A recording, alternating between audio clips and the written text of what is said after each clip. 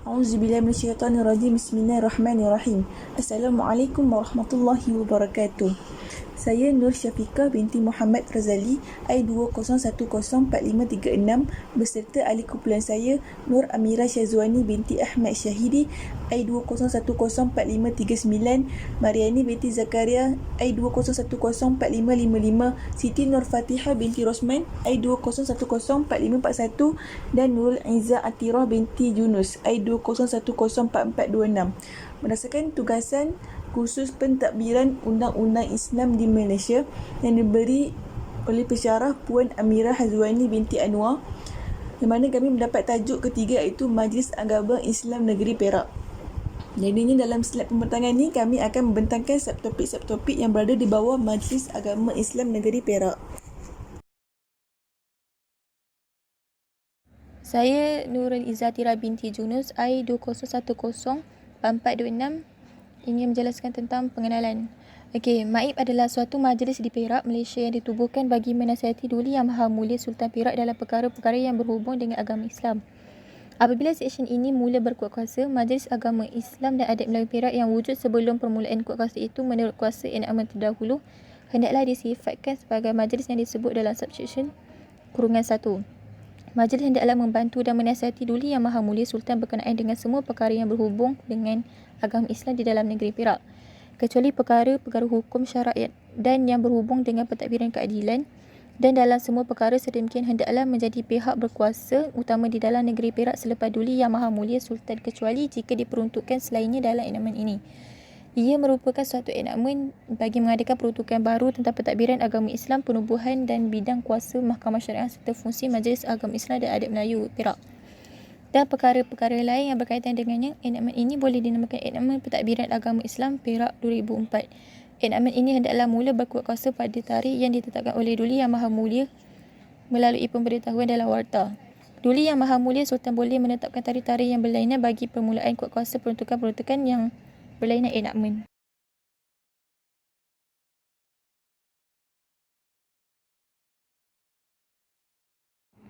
Nama saya Siti Nur Fatihah binti Rosman, I20104541. Penubuhan Majlis Agama Islam Perak.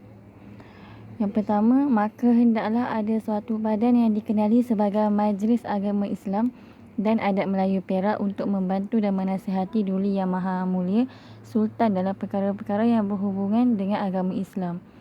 Apabila seksyen ini mula berkuat kuasa, Majlis Agama Islam dan Adat Melayu Perak yang wujud sebelum permulaan kuat kuasa itu, menurut kuasa enakmen terdahulu hendaklah disifatkan sebagai majlis yang disebut dalam subseksyen 1.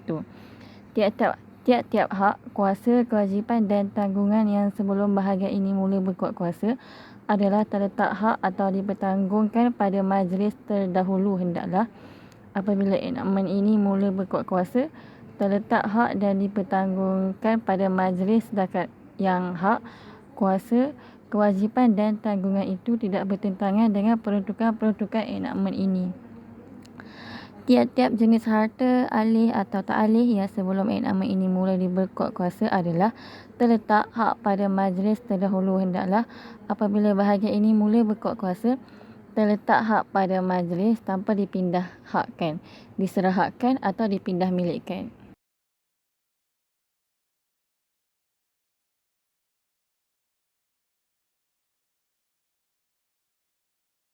Nur Syafiqah binti Muhammad Razali, I20104536, ingin membentangkan subtopik berkenaan fungsi dan kuasa Majlis Agama Islam Negeri Perak. Kita pergi dahulu kepada fungsi Majlis Agama Islam Negeri Perak. Okay, kalau kita tengok sini, ramai yang masih keliru mengenai fungsi dan peranan antara Majlis Agama Islam dan pejabat agama Islam, iaitu MAIP dan JAIB. Di sini saya nyatakan dahulu fungsi bagi Majlis Agama Islam Perak. Fungsinya ialah menganjur, mendorong, membantu dan berusaha meningkatkan kemajuan serta kesejahteraan ekonomi, sosial dan pentadbiran masyarakat Islam berpandukan hukum-hukum syarak di dalam negeri Perak Darul Rizwan, iaitu dalam bentuk bantuan kepada masyarakat. Manakala fungsi pejabat agama Islam ialah bertanggungjawab dalam pengurusan agama Islam negeri Perak dan pelaksana kepada dasar yang diputuskan oleh Majlis Agama Islam dan Adat Istiadat Melayu Perak iaitu MAIP. Antara dasar yang diputuskan oleh MAIP ialah pertama, pelaksanaan program dakwah dan pengurusan pendidikan Islam, yang mana JAIB sendiri akan memberi pendidikan kepada masyarakat supaya berpegang teguh kepada ajaran agama Islam melalui program-program dakwah. Di samping itu, menyeru pula kepada masyarakat ke arah perpaduan. Yang kedua, pengurusan nikah, cerai dan rujuk serta pembangunan keluarga Islam, yang mana JAIB akan mengukuhkan peranan institusi kekeluargaan Islam melalui bimbingan sebelum perkahwinan dan memastikan sebuah keluarga itu dibina mengikut syariah. Dan yang ketiga, pengurusan dan pengimarah masjid dan surau. JAIB juga akan memastikan segala urusan pentadbiran masjid dan surau di negeri Perak berjalan dengan baik. Di samping itu, melaksanakan program-program yang dapat memupuk kecintaan masyarakat untuk mengimarahkan masjid dan surau serta mengukuhkan perpaduan antara ummah. Dan yang keempat, penyelidikan dan kajian akidah dan syariah, di mana JAIB akan membuat kajian berkaitan isu-isu semasa dalam bidang akidah dan syariah, dan selepas itu akan memaklumkan hasil kajian kepada masyarakat sebagai usaha membendung penularan pengamalan ajaran-ajaran yang bertentangan dengan syariah Islam. Dan akhir sekali, penguatkuasaan undang-undang syariah dan pendakwaan, yang mana JAIB akan melaksanakan penguatkuasaan undang-undang syariah yang berkuat kuasa di negeri Perak. Dan ianya bukanlah sekadar berbentuk hukuman sahaja, tetapi juga memberi penerangan dan pemahaman kepada masyarakat berkaitan agama Islam. Kat sini kita dapat tengok perbezaan antara MAIP dan JAIB, iaitu MAIP tugas dia membuat dasar, manakala JAIB adalah mentadbir dan melaksanakan dasar yang diputuskan oleh MAIP itu sendiri. Wallahu alam.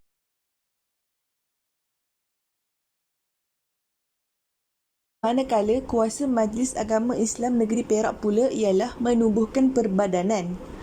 Kalau kita tengok dalam enakmen Pentadbiran Agama Islam Perak 2004, berdasarkan Seksyen 8, Perkara 1, Majlis boleh dengan perkenan Dulu Yang Maha Mulia Sultan dari semasa ke semasa dengan perintah yang disiarkan dalam warta, menubuhkan perbadanan dengan apa-apa nama yang pada pendapat Majlis adalah sesuai untuk menjalankan dan dipertanggungjawab dengan bertindak dan menguruskan apa-apa projek, skim atau pengusahaan yang telah dirancangkan atau dijalankan oleh Majlis dalam melaksanakan kewajipan-kewajipan atau kuasa-kuasanya di bawah Seksyen 7. Selain itu, Majlis juga mempunyai kuasa untuk menubuhkan syarikat. Berdasarkan Seksyen 9, Perkara 1, Majlis boleh dengan perkenan Dulu Yang Maha Mulia Sultan menubuhkan syarikat di bawah Akta Syarikat 1965, iaitu Akta 125 untuk menjalankan apa-apa aktiviti Majlis dalam melaksanakan kewajipan-kewajipan dan kuasa-kuasanya di bawah Seksyen 7. Seterusnya, Majlis juga mempunyai kuasa untuk meminjam. Berdasarkan Seksyen 10, Perkara 1, Majlis boleh dengan kelulusan Majlis Mesyuarat Kerajaan atas apa-apa terma dan syarat sebagaimana yang ditentukan oleh Majlis Mesyuarat Kerajaan dan tertakluk perkenan Dulu Yang Maha Mulia Sultan, meminjam apa-apa jumlah wang yang mungkin diperlukannya untuk menunaikan mana-mana fungsinya di bawah enakmen ini. Menurut Perkara 2 pula, jumlah wang yang dipinjam menurut kuasa Subseksyen 1 hendaklah dibayar ke dalam Baitul Mal. Fungsi dia yang saya dah terangkan sebelum ini. Majlis juga mempunyai kuasa memungut dan mengagih zakat dan fitrah. Berdasarkan Seksyen 75, Majlis berkuasa memungut zakat dan fitrah yang kena dibayar oleh tiap-tiap orang Islam dalam negeri Perak Darul Rizwan dan mengagihkannya mengikut hukum syarak bagi pihak Dulu Yang Maha Mulia Sultan. Akhir sekali, Majlis juga mempunyai kuasa membuat peraturan-peraturan. Berdasarkan Seksyen 76 Perkara 1, Majlis dengan perkenan Dulu Yang Maha Mulia Sultan boleh membuat peraturan-peraturan untuk mengawal selia semua perkara yang berhubungan dengan pemungutan, pentadbiran dan pengagihan zakat dan fitrah. Wallahu alam. Seterusnya, saya Nur Amira Syazwani binti Ahmad Syahidi, nombor metrik I201045339, akan membentangkan tentang keanggotaan Majlis. Majlis hendaklah terdiri daripada anggota-anggota yang berikut. Antaranya, seorang yang dipertua, Yang kedua, seorang ahli majlis mesyuarat yang pada masa ini dipertanggung dengan tanggungjawab bagi hal ehwal agama Islam. Yang ketiga, 6 orang anggota atas nama jawatan yang hendaklah terdiri daripada orang yang pada masa itu memegang jawatan yang berikut. Antaranya ialah Setiausaha Kerajaan Negeri, Penasihat Undang-Undang Negeri, Pegawai Kewangan Negeri, Mufti, Ketua Hakim Syar'i dan Pengarah Jabatan Agama Islam Negeri Perak. Tidak lebih daripada 20 orang anggota lain, sekurang-kurangnya 5 daripada mereka hendaklah yang arif dalam hukum syarak. Yang dipertua dan anggota-anggota lain yang dilantik seperti saya nyatakan seperti tadi, iaitu tidak lebih daripada 20 anggota lain, 5 daripada mereka hendaklah arif dalam hukum syarak, hendaklah dilantik oleh Duli Yang Maha Mulia Sultan bagi apa-apa tempoh, tidak melebihi 3 tahun sebagaimana yang diperkenankan oleh Duli Yang Maha Mulia Sultan. Seseorang anggota yang tempoh jawatannya telah tamat boleh dilantik semula. Jika pada bila-bila masa orang yang memegang jawatan sebagai Setiausaha Kerajaan Negeri, Penasihat Undang-Undang Negeri dan Pegawai Kewangan Negeri adalah bukan orang Islam, Duli Yang Maha Mulia Sultan hendaklah melantik seorang pegawai lain yang beragama Islam yang paling kanan selepasnya daripada jabatan atau bahagian yang sama dengan orang itu untuk menjadi anggota bagi menggantikan orang itu. Tiap-tiap orang yang sebaik sebelum seksyen ini mula berkuat kuasa ialah yang dipertua atau anggota yang dilantik bagi majlis terdahulu hendaklah tertakluk kepada enakmen ini. Masing-masing terus menjadi yang dipertua atau anggota majlis sehingga tempoh pelantikannya tamat.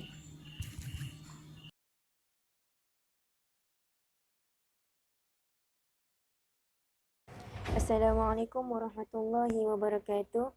Saya Mariani binti Zakaria, nombor ID I20104555. Tajuk yang telah dipilih oleh kumpulan saya iaitu Majlis Agama Islam Negeri, iaitu Negeri Perak. Saya akan bentangkan mengenai peruntukan undang-undang. Rujukan yang saya telah ambil iaitu dari Enakmen 4 tahun 2004, Enakmen Pentadbiran Agama Islam Negeri Perak 2004, Bahagian 2 Majlis Agama Islam dan Adat Melayu Perak. Seksyen 5, Identiti di sisi undang-undang dan fungsi majlis. Yang pertama iaitu majlis hendaklah menjadi perbadanan kekal, iaitu majlis hendaklah menjadi suatu pertubuhan perbadanan yang kekal, turun-temurun dan mempunyai suatu meterai perbadanan, dan meterai itu boleh dari semasa ke semasa dipecahkan, ditukar, diubah dan dibuat baharu sebagaimana yang difikirkan patut oleh majlis dan sehingga suatu meterai diadakan di bawah seksyen ini. Meterai majlis terdahulu bolehlah digunakan sebagai meterai perbadanan bagi majlis. Yang kedua, majlis ini boleh mendakwa dan didakwa dengan nama perbadanannya sendiri. Yang ketiga iaitu majlis boleh buat kontrak. Maksudnya, majlis boleh membuat kontrak dan boleh memperoleh, membeli, mengambil, memegang dan menikmati segala jenis harta, adil dan tak adil dan tertakluk kepada mana-mana undang-undang bertulis yang menyentuh harta itu. Boleh memindah hak, menyerahkan hak dan memulangkan, mengadaikan, mengadai janjikan, mendemis, menyerahkan semula, memindahkan hak milik atau selainnya, melupuskan atau membuat apa-apa urusan tentang mana-mana harta alih atau harta tak alih yang terletak hak pada majlis atas apa-apa terma yang difikirkan patut oleh majlis menurut hukum syarak. Bagi yang keempat iaitu majlis hendaklah mempunyai kuasa untuk bertindak sebagai wasi sesuatu wasiat atau sebagai pentadbir harta pusaka seseorang si mati atau sebagai pemegang amanah mana-mana amanah. 4A. Bagi apa-apa maksud, majlis hendaklah disifatkan sebagai Melayu. Kelima iaitu mempunyai kuasa kewajipan yang diberi oleh enakmen, iaitu majlis hendaklah mempunyai apa-apa kuasa selanjutnya dan menjalankan apa-apa kewajipan yang diberikan kepadanya oleh enakmen ini atau mana-mana enakmen lain.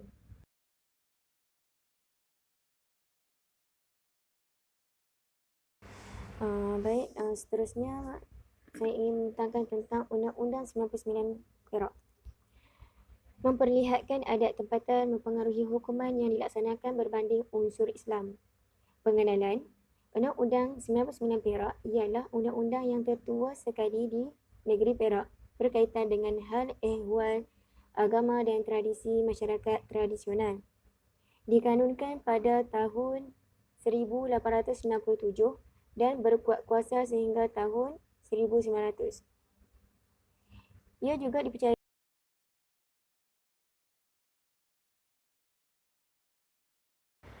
antara Undang-Undang 99 Perak iaitu pertama penzinaan, kedua perkahwinan, ketiga pembunuhan, keempat peraturan raja dan kelima pembahagian harta. Bagi penzinaan iaitu fasal yang ke-50 menyentuh tentang penzinaan. Jika kedua-duanya penzina mengakuinya, mereka hanya diperintah menikah dan membayar denda sepaha emas. Jika penghulu mendapati tiada kesalahan yang dilakukan, maka boleh dimaafkan. Menurut Islam, pesalah zina seorang tidak berkahwin dikenakan 100 kali sebatan. Fasal 6 menyentuh tentang penzinaan, iaitu hukuman bagi pesalah yang mengambil isteri orang lain akan dibuang daripada mukimnya. Sekiranya tidak dibuang, dia dihendaki membayar denda emas. Bagi perempuan, hukumnya dicukur rambutnya tetapi tidak akan dilepaskan sekiranya membayar denda. Perkahwinan, fasal yang ke-65, iaitu pasangan yang baru menikah tidak dibenarkan bersama selama lebih kurang 40 hari atas alasan menjaga keimanan masing-masing. Kalau mengikut Islam, selepas akad nikah dilangsungkan atau disahkan menjadi suami isteri tinggal bersama. Bagi pembunuhan, pasal yang 23, hukum pembunuhan sesama Islam. Orang Islam membunuh orang Islam tidak boleh dijatuhkan hukuman bunuh kerana kedua-duanya binasa. Cuma orang yang membunuh itu orang kafir. Hukuman yang dikenakan denda 4 tahil 2 paha emas iaitu 2 dirham dan disedekahkan setahil sepaha emas. Kemudian hukuman ini tidak selaras dengan pengaruh hukum Islam yang mengatakan seseorang yang membunuh akan dihukum bunuh juga. Kemudian bagi peraturan raja, iaitu seperti protokol dan orang besar, pasal yang ke-24, protokol istana. Seseorang perlu mematuhi beberapa peraturan jika menghadap raja atau pembesar. Pasal yang 77, peraturan raja, iaitu seseorang raja atau pemerintah di negeri tersebut mangkat, tahta pemerintah akan diwarisi oleh anak raja yang paling tua umurnya. Syarat utama untuk mewarisi tahta ialah anak raja tersebut mesti anak gahara. Terakhir, bagi pembahagian harta, pasal 33, pembahagian harta si mati, anak perempuan akan diberikan rumah, kebun dan peralatan dapur serta pinggan mangkuk. Alatan besi atau senjata serta sawah padi diberikan kepada anak lelaki.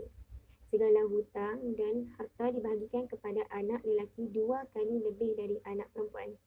Harta lain akan dibahagikan sama rata kepada anak-anak. Harta pusaka dibahagikan mengikut hukum syarak. Sekian. Saya Nur Syafiqah binti Muhammad Razali I20104536 ingin mengupas subtopik berkenaan kes yang berbangkit yang berkaitan dengan tajuk tugasan kami iaitu Majlis Agama Islam Negeri Perak. Kesnya ialah pendakwa Mahkamah Syariah Perak lawan Haji Mohamed bin Yahya. Latar belakang kes, tertuduh yang bernama Haji Mohamed bin Yahya telah memperkenalkan ajaran ratib kuat iaitu amalan beratib atau berzikir yang dilakukan dengan suara yang kuat dari waktu tengah malam hingga ke awal pagi. Malah beliau juga aktif menyebarkan ajarannya di sekitar Kampar, Perak. Beliau juga dituduh menguraikan ajaran Islam dengan mendakwa bahawa sembahyang Jumaat perlu diadakan pada hari Sabtu, manakala khutbah Jumaat juga sepatutnya dibaca pada malam Sabtu, iaitu antara waktu Maghrib dan Isyak. Yang dituduh juga telah didakwa mengajar ajaran karut. Malah perbuatan yang dilakukan oleh yang dituduh adalah bertentangan dengan Seksyen 169 Pasal 1 Enakmen Undang-Undang Pentadbiran Agama Islam Perak 1965 dan beliau telah dijatuhi hukuman penjara selama 3 bulan. Okey, kalau kita tengok pula kaitan kes dengan tajuk tugasan kami ialah kes ini berkait dengan fungsi Majlis Agama Islam Negeri Perak iaitu MAIP, iaitu membantu dan berusaha meningkatkan kemajuan serta kesejahteraan ekonomi, sosial dan pentadbiran masyarakat Islam berpandukan hukum-hukum syarak dalam negeri Perak Darul Rizwan. Selain itu, perkaitannya lagi adalah melalui salah satu dasar yang telah diputuskan oleh Majlis Agama Islam Negeri Perak dan Jabatan Agama Islam Perak sebagai pelaksana dasar yang diputuskan oleh MAIP, iaitu dasarnya ialah penyelidikan dan kajian akidah dan syariah, yang mana JAIB akan membuat kajian berkenaan isu-isu semasa dalam bidang akidah dan syariah serta akan memaklumkan hasil kajian kepada masyarakat sebagai usaha untuk membendung penularan pengamalan ajaran-ajaran yang bertentangan dengan syariat Islam seperti ajaran sesat.